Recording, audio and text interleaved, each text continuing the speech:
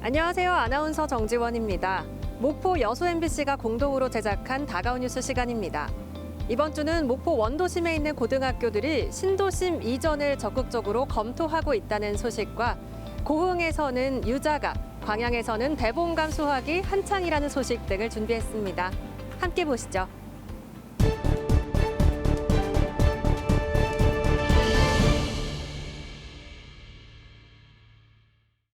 이번에 국회를 통과한 여수세계 박람회 특별법 개정안은 국무회의 심의를 거쳐 공포된 이후 6개월 뒤에 시행됩니다. 늦어도 내년 상반기에는 박람회장 사활용 주체가 박람회 재단에서 여수광양 항만공사로 바뀌는 겁니다. 해수부는 개정된 법이 시행되기 전까지 재단의 자산과 부채, 인력을 항만공사로 이전하기 위해 조만간 7명 이내로 위원회를 구성해 구체적인 내용을 논의할 계획입니다. 무엇보다 가장 큰 관심사는 새로운 박람회장 사후 활용이 언제 어떻게 이루어지느냐입니다. 이를 위해선 우선 새로운 마스터 플랜을 수립해야 하는데 적어도 2년 이상이 걸릴 것으로 보입니다. 당장 대규모 투자를 기대하기는 어렵다는 얘기입니다. 해수부는 개정된 법이 시행되기 이전에 미리 용역을 발주하겠다고 밝혔지만 역시 속도보다는 방향에 무게를 두고 있습니다. 한순간에 막 그림을 그려서 하는 게 절대 바람직하지 않다고 저희는 생각을 하기 때문에요. 조금 시간이 더디 걸리더라도 지역민들이 수용할 수 있는. 광양 지역의 반대 여론 등을 의식한 듯 여수광양 항만공사는 박람회장 공공개발에 대한 공식적인 입장을 내놓지 않고 있지만 사업 확장에 대한 기대감 못지않게 부담스러운 분위기가 역력합니다. 재단이 안고 있던 3,600여억 원의 정부 투자금을 승계할 경우 공사의 부채가 지금보다 2배 이상 늘어나기 때문입니다. 해수부와 항만공사는 기재부가 상환 금액을 줄여주거나 2025년인 상환 기한을 연장해 줄 것을 기대하고 있지만 결과를 장담하긴 어렵고 현 정부가 공공기관 부채 문제에 민감하게 반응하는 것도 적지 않은 부담입니다. 하지만 박람회장의 효율적 활용이 시급한 만큼 항만공사의 적극적인 역할을 요구하는 목소리도 이어지고 있습니다. 박람회장이 어떤 곳이 좀 부족하다, 예산적으로. 그래서 아쉽다 한 지점들이 쭉 좀 있거든요. 용역 기간 중이라도 수행해야 될 것들을 수행을 해가면서. 특별법이 개정되면서 박람회 폐막 이후 10년 만에 전환점을 맞은 사활용 문제.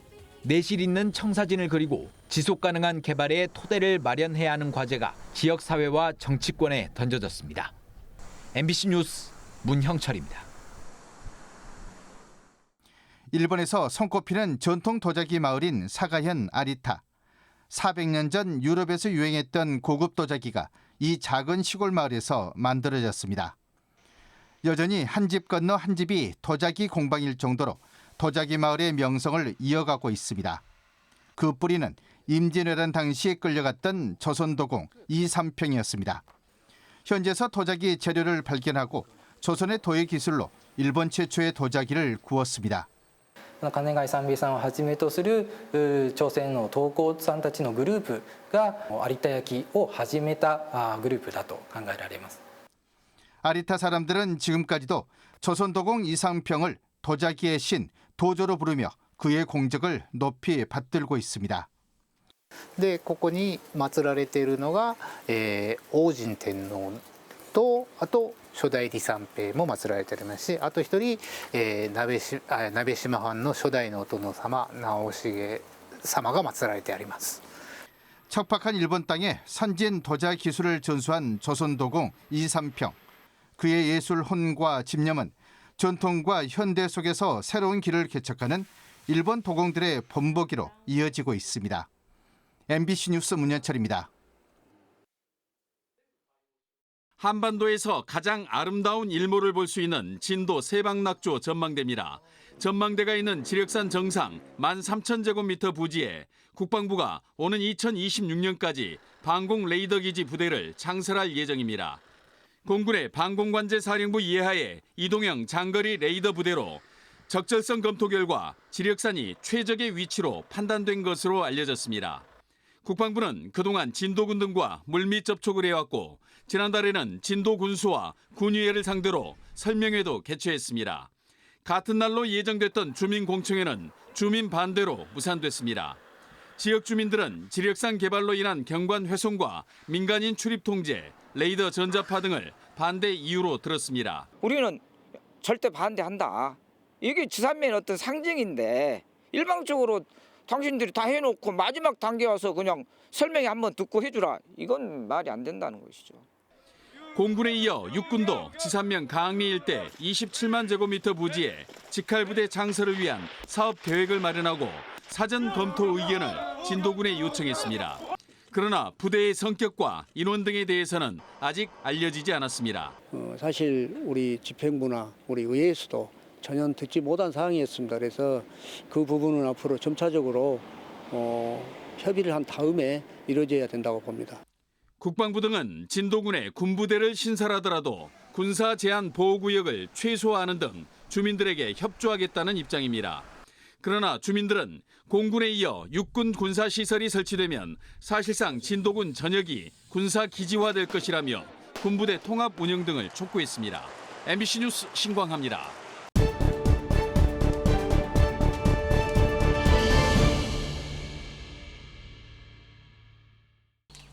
다음 주 고흥유자 석류 축제를 앞두고 올해 고흥유자 수확이 시작됐습니다. 고흥 지역의 유자 재배 면적은 580헥타르. 고수익 과수인 유자는 전국 생산량의 65%가 고흥산입니다. 하지만 올해 고흥 유자 수확량은 수년 전 동해와 올 가뭄 등의 여파로 작년보다 15%가량 줄어들 것으로 보여 몇 년째 예년 수준을 회복하지 못하고 있습니다. 때문에 농민들은 지속적으로 묘목을 새로 심어 수종을 갱신하고 새로운 영농 기법도 서둘러 도입하는 등 효자 작목 육성에 고심하고 있습니다. 기상재해가 빈번해져서 그 유자도 시설 재배를 검토를 안 할 수가 없다. 그래서 지금 올해 시설 재배를 365일 생과를 공급하기 위해서 장기 저장하는 기술을 개발을 해놨어요.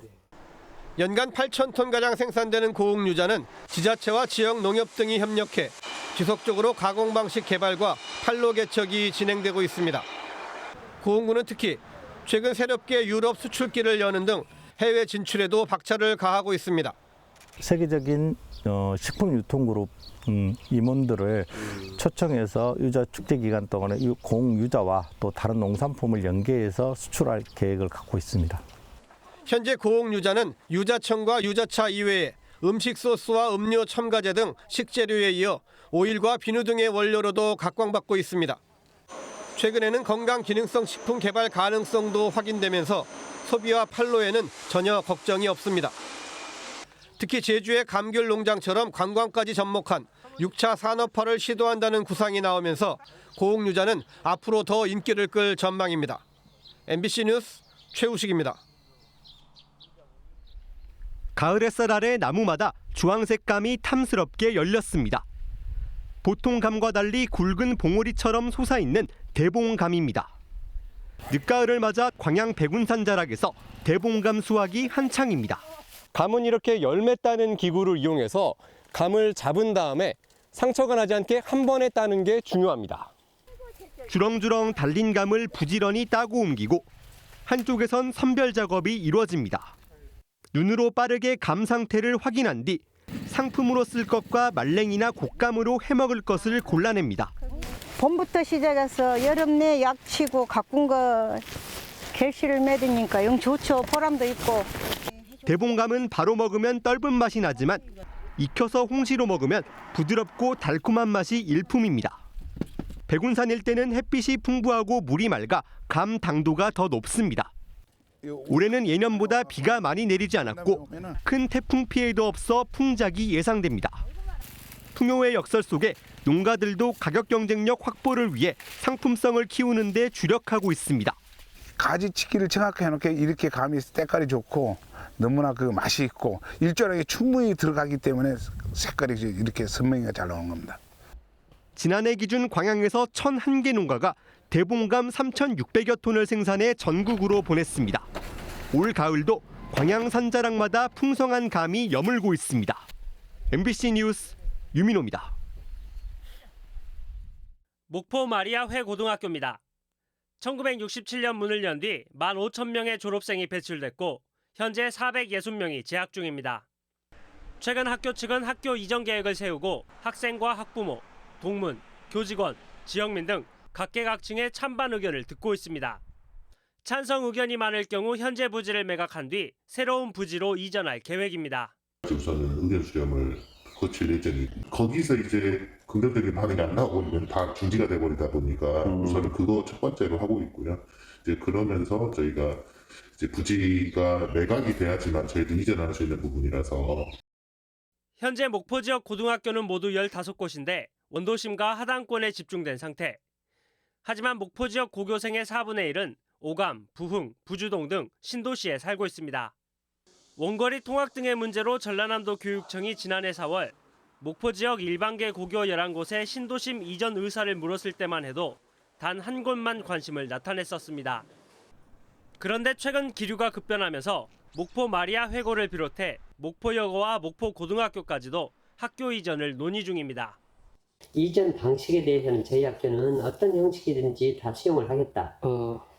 남녀 공학도 수용을 하고 중고 통합 형태도 수용을 하고 정 안 되면 목고하고의 통합까지도 고려를 해서 이제 이전을 하겠다. 이런 입장에 있습니다. 저희 학교는. 동문회를 중심으로 해서 그 학교를 앞으로 장기적인 학교 발전을 위해서 이전을 해야 된다라고 하는 그런 지금 의견들이. 목포 원도심권 고등학교를 이전할 수 있는 신도심 부지는 오감 대학 부지와 오감 고등학교 부지 등이 있습니다. 전라남도 교육청은 이전을 희망한 학교 가운데 한 곳과 오감지구 이전을 본격 논의할 예정입니다. 이전의 방향을 좀 이제 구체적으로 잡고 이렇게 하려고 이제 올해 초에 또 이제 희망하는 학교들이 또 찾아왔었기 때문에 이제 그거를 어떻게 방향을 가지고 추진을 할지 이제. 한편 목포시도 목포권 초등고교의 재배치를 인재 양성 시책으로 내년부터 적극 추진하겠다는 계획이어서 원도심 고교의 신도심 이전은 급물살을 탈 것으로 보입니다. MBC 뉴스 박종호입니다.